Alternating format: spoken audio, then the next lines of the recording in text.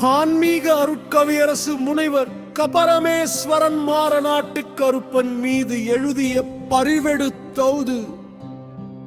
பரிவிடுதூது இலக்கியம் பகுதி 5. எதிரிகளின் ஏவலால்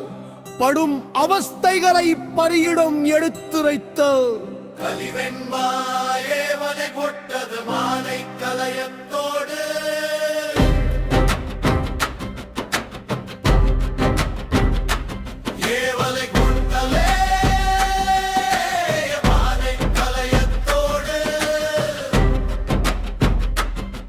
சந்தை அணைப்பட்டி ஆத்திலே வீசியே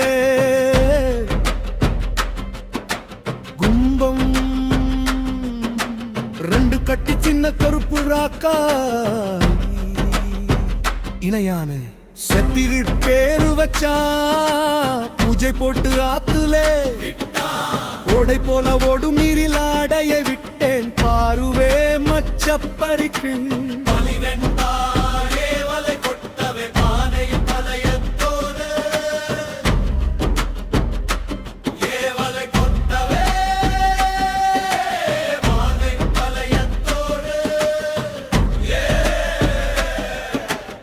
ஏவல் போன பாடில்லையானாலும் விட்ட பாடில்லை வெள்ளித்தாயத்து போட்டும் பலனில்லை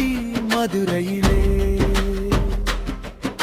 செத்திரின் சப்பீர் பாய் சதுரமான தாயத்து கழுத்திலே தொங்க விட்டாலும் வேர்விடில்லை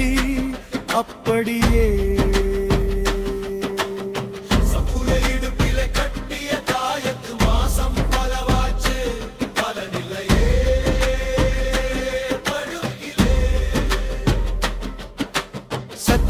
மறுபடியும் சுத்தி தாமரை குளக்கொடியோடும் கோடாங்கியிடம் சொன்னேன் பொருத்தியபடியே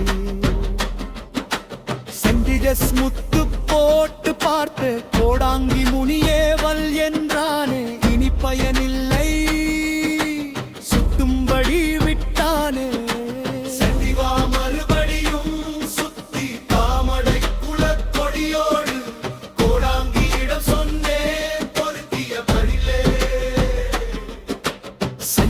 முத்து போட்டு பார்த்த கோடாங்கி முனியேவல் என்றானே இனி பயனில்லை சுத்தும்படி விட்டானே அநேகமாக வழியும் கூவி குச்சனூர் போனேனே நகமுடி துணி நூலநேகமதையே சந்திகா புற்றுது புசை கட்டி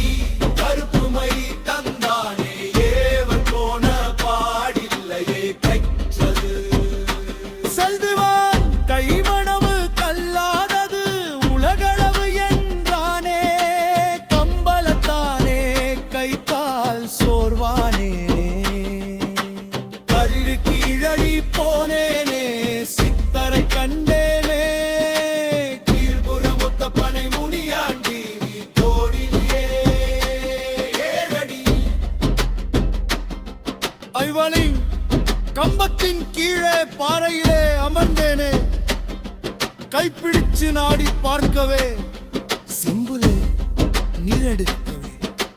கீழடு மருந்திருக்கு சொல்லவே தென்பிரவே துடிப்பில் மருந்தை பார்த்து சொல்லவே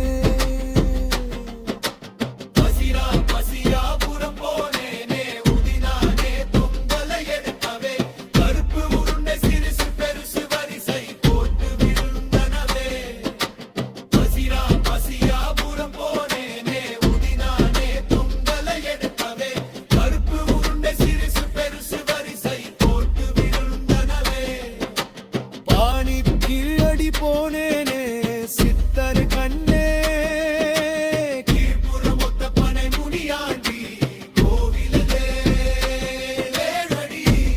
பறிக்குதிரையே